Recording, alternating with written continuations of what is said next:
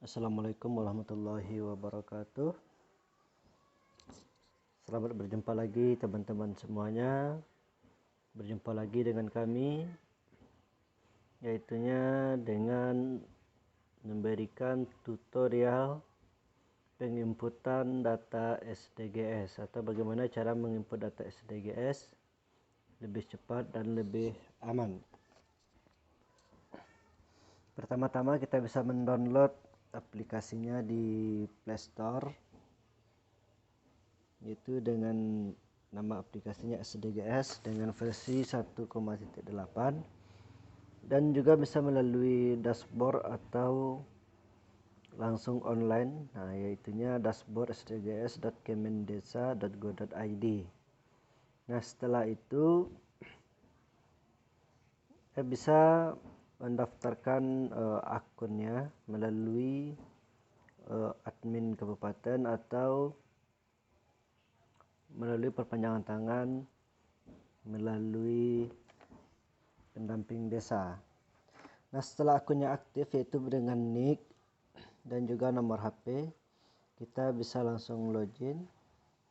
Ini dicontohkan misalnya 15.070.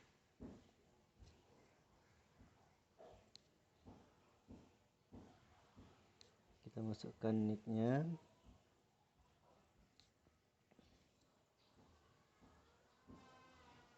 Terus kita masukkan passwordnya.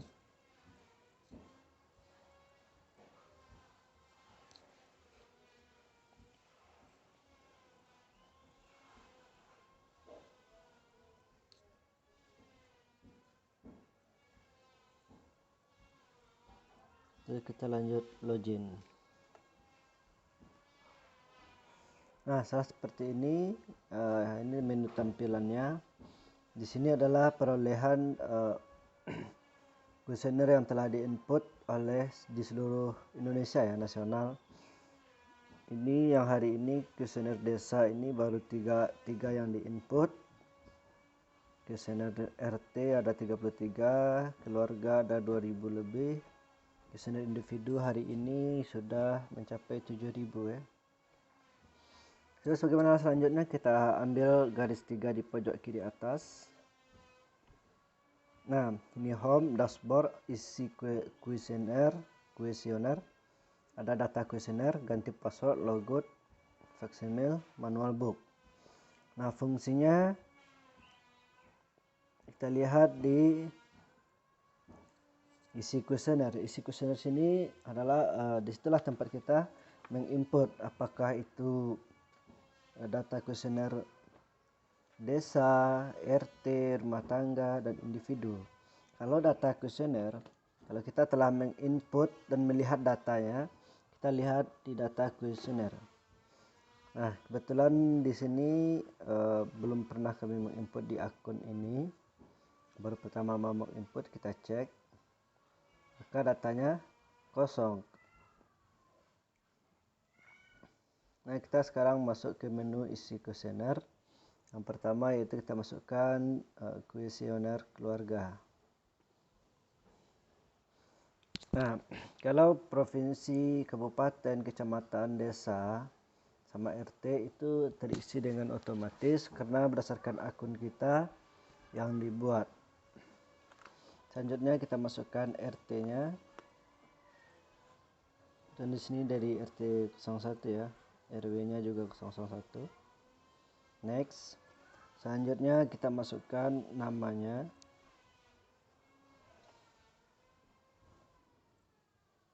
Kita masukkan namanya, alamatnya,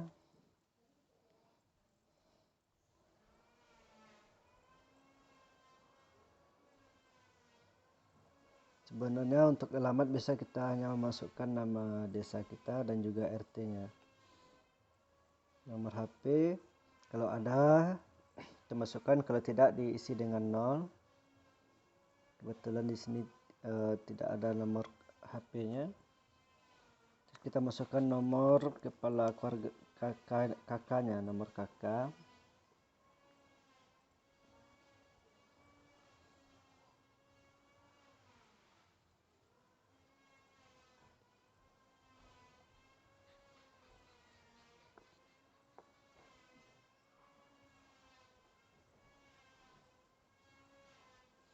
Terus kita masukkan nik kepala keluarga.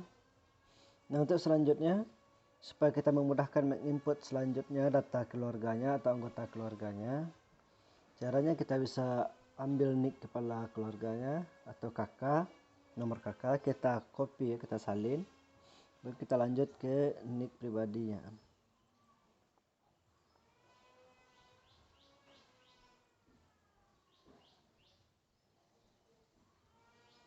Nah, setelah masuk, baru kita masukkan selanjutnya jumlah anggota keluarganya.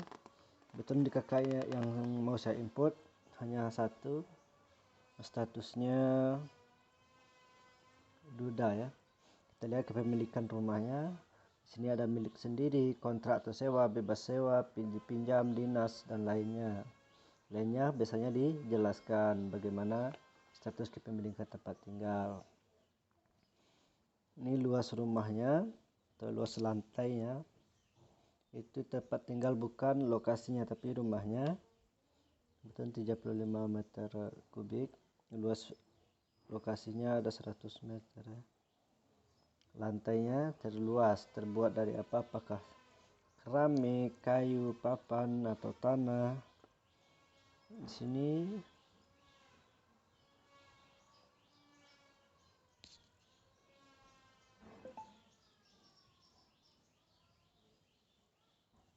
isinya kayu semen, beton atau kayu berkualitas tinggi. Sini kayu berkualitas tinggi. Keberadaan jendela ada berfungsi, juga ada pilihan yang lain tidak berfungsi. Atapnya itu ada yang dari daun atau apa segala macamnya. Kalau tidak ada di pilihan, kita ambil lainnya dan kita tuliskan keterangannya. Penerangan rumahnya apakah menggunakan listrik PLN, listrik non PLN, lampu minyak, sumber penerangan lainnya atau tidak ada. Biasanya kalau listriknya nyambung dari tetangga itu termasuk tidak ada penerangan.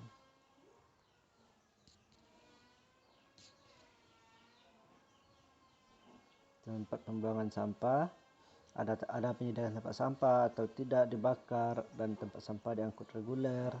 Kebetulan kami di desa, maka kebanyakan orang membuangnya di kebun. Sini kebetulan jamban sendiri. Sini mata air atau sumur. Jambannya jamban sendiri. Pembuangan limpahnya lubang di tanah. Daerah ini bukan masuk sutet, tidak di bantaran sungai, di lereng gunung juga tidak, karena daerah saya kebetulan daerah dataran ya. Selanjutnya kita next. Nah, baru kita jarak dari rumahnya ke lokasi tertentu. Di sini yang pertama ke lokasi PAUD. Setelah di daerah sana ke PAUD itu ada 1 kilo. Waktu tempuhnya 10 menit, diganti dengan keterangan di atas itu 10 menit itu 0,17. Aksesnya mudah.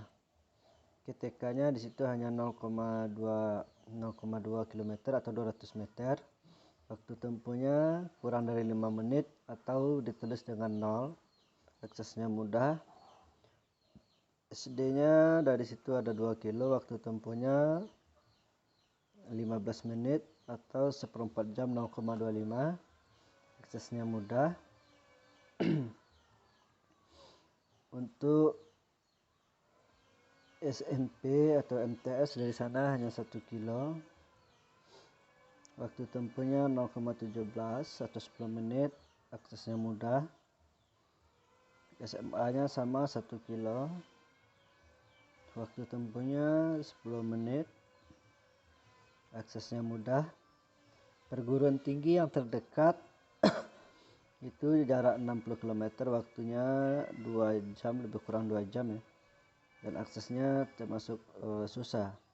Pesantren ada 20 kilo juga. Waktunya 1 jam karena aksesnya susah. Seminari itu di daerah kami tidak ada. Pendidikan agama lainnya juga tidak ada, maka kami kosongkan aja. Yang wajib diisi itu adalah bagaimana yang ada tanda bintang ya.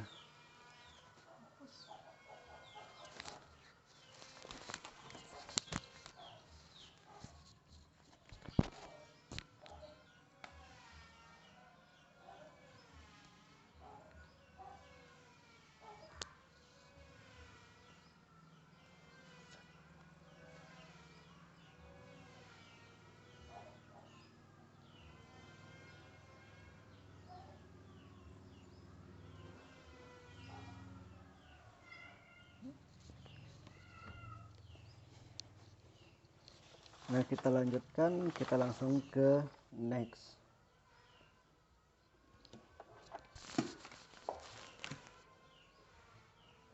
Itu selanjutnya rumah sakit. Kebetulan di daerah kami rumah sakitnya hanya ada di ibu kota kabupaten. Itu berjarak lebih kurang 60 km. Waktu tempuhnya 2 jam perjalanan dengan kondisi jalan yang susah. Rumah sakit bersalin hanya ada di ibu kota provinsi. Waktunya 3 jam, aksesnya susah. Poliklinik sama. Itu tergantung di daerah kita masing-masing ya teman-teman. Puskesmasnya 35 kilo, waktu tempuhnya 1,5 jam. Aksesnya susah. Puskesmas pembantu 0, di sini 2 km ya. Waktu tempuhnya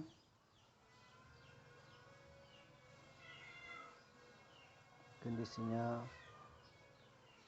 jalannya bagus. Polindes di situ berjarak hanya 200 meter, waktu tempuhnya 0, aksesnya mudah.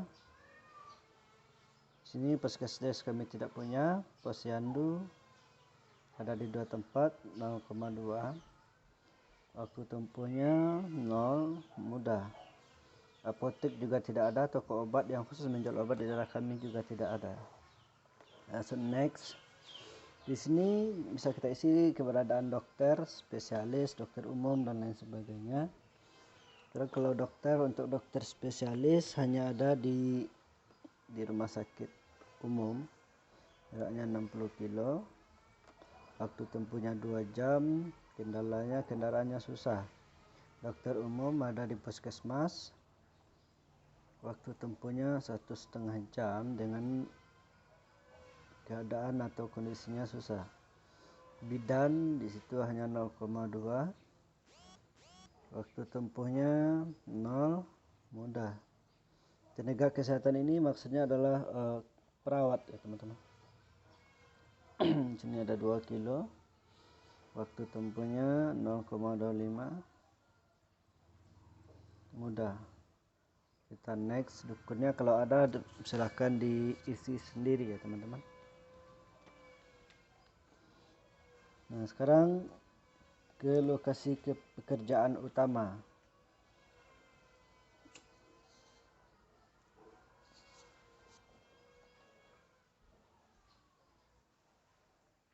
Transportasi terlama dipakai melalui darat.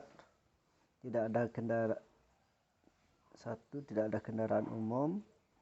Waktu tempuhnya 1 kali jalan itu 1 jam perjalanan dengan biaya 20.000. Kendalanya itu termasuk agak mudah ya teman-teman.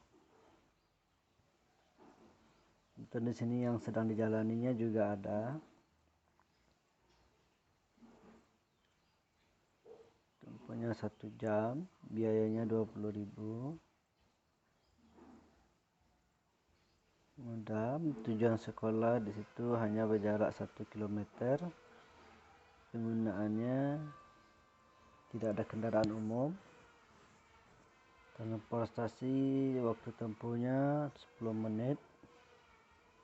Biaya sekali jalannya 5.000. Mudah. Tujuan berobat oleh darat, tidak kendarai transportasi umum. Waktu tempuhnya 0. Biayanya tidak ada biayanya, mudah.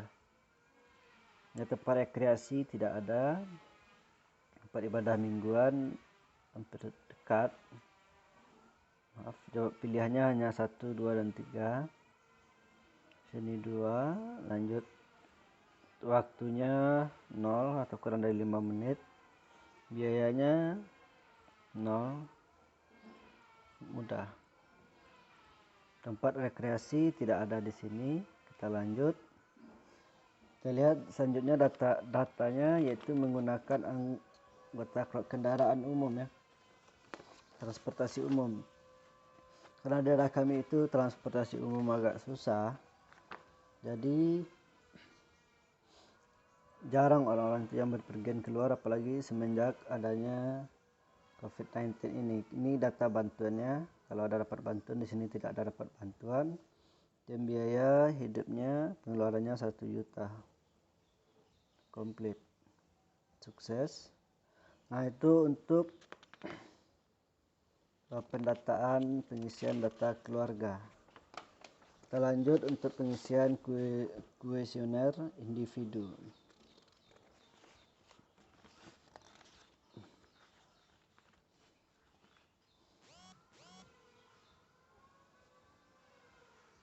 Kita ambil menu titik garis 3, kita ambil kuesioner individu ya, tambah isi kuesioner individu, masukkan RT-nya sesuai, terus 001, lanjut. Nomor kepala keluarganya, nomor kartu keluarga, karena telah kita copy tadi, tinggal kita paste aja. Selanjutnya masukkan NIK-nya.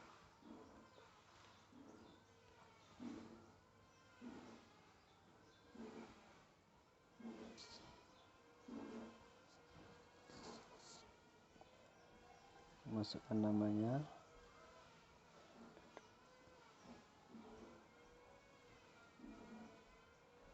Jenis kelamin, tempat lahirnya.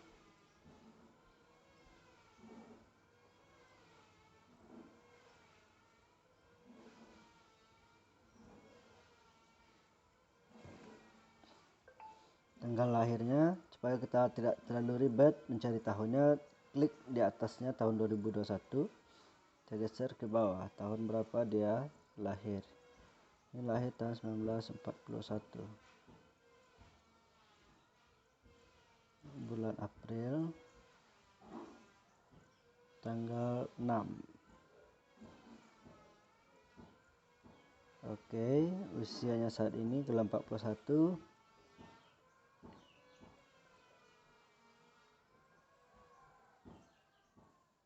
Lebih kurang 80 tahun. Ini statusnya duda atau cerai mati. Usia saat menikah 26 tahun. Agama Islam. Suku bangsa, di sini kebetulan datanya orang suku bangsanya Bugis. Nomor HP-nya tidak ada. Facebook juga, email tidak punya. Facebook tidak. Twitter juga tidak, Instagram juga tidak. Tidak aktif menggunakan internet. Kecepatannya sesuai dengan kondisi daerah masing-masing. Nah, di sini bekerja. Pekerjaan utamanya ini lainnya. Intinya dia hanya di sini komoditinya itunya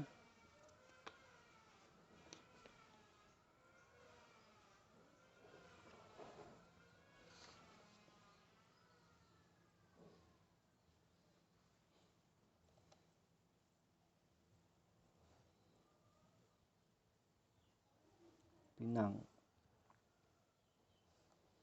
Pekerjaan utamanya ini petani ya, petani pemilik lahan. Dia bukan peserta jaminan sosial ketenaga kerjaan. Penghasilan setahun 20 juta.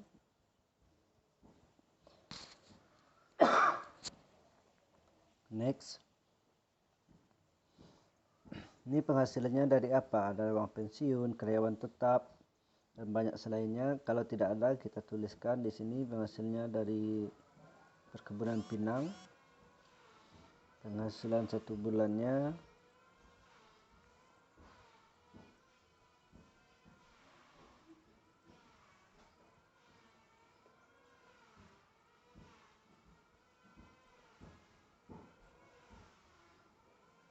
hanya 20 tuh 23. Di sini diekspor semuanya keluar. Kita next, hanya satu sumber penghasilannya. Kita lihat riwayat penyakitnya yang dialami. Kebetulan di sini hanya mengalami demam atau penyakit lainnya. Ini lokasi yang dikunjunginya mengunjungi fasilitas rumah sakit bersalin, puskesmas. Ini kita lihat di sini datanya 0 semuanya. Kita lanjut supaya lebih cepat.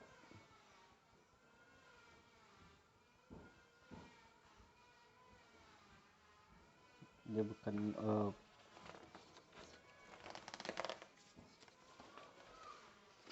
peserta, disabilitas juga tidak. Next, dia bukan penderita disabilitas, dan di sini dia tidak bersekolah. 0, bahasa yang digunakan sehari-hari di rumah. Ini bahasa Indonesia sama.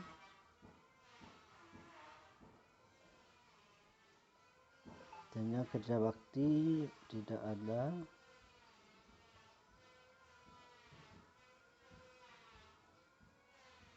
Dia tidak pernah dia pernah desa. Kita lanjutkan. Di sini datanya baik, pelayanan desanya dalam setahun terakhir pada pihak tidak pernah, juga tidak pernah terjadi.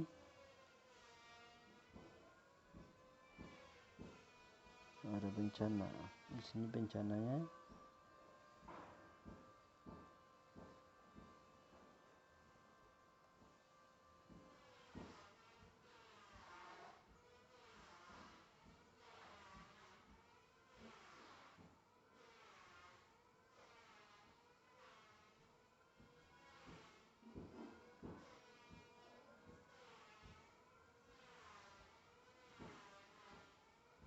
Lanjut, katakan komplit selesai. Nah, sekilas video tutorial pada kali ini, semoga bermanfaat.